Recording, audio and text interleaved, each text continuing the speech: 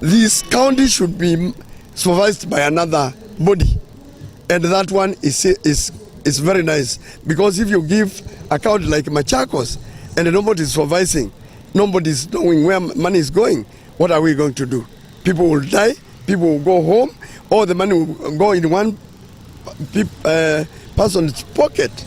Then we should match this one with another one, Makueni or Kitui, because those people are serious. If I book appointment today with Kaluki, I'll see her in the morning. She will give me an appointment in the morning.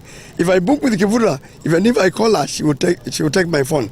I've tried for the last 4 years to get Mutua. When they were summoned by the Senate, he told me not to go there and accuse him. And now here he is. I've been waiting to be paid. Nothing. I've not been paid. I did contracts. I built wards in the hospital Machakos level 5. I also built, that is for about over 40 million. I also built the lands, that is a registry.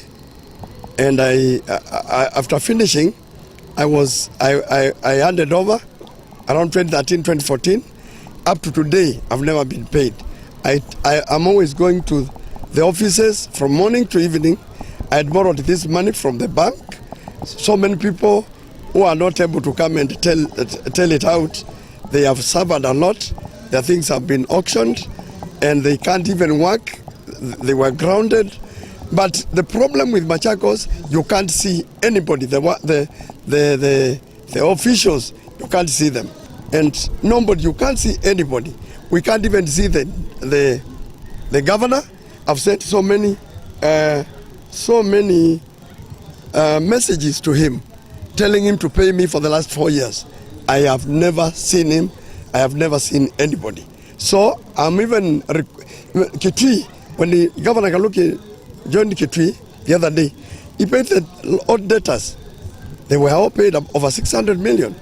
Kivura, when he gives you work, he pays you. But with Machakos, it's different. Why can't they merge this county with another one so that we can be served by people who are serious? Kwa majina naitwa David Matabo.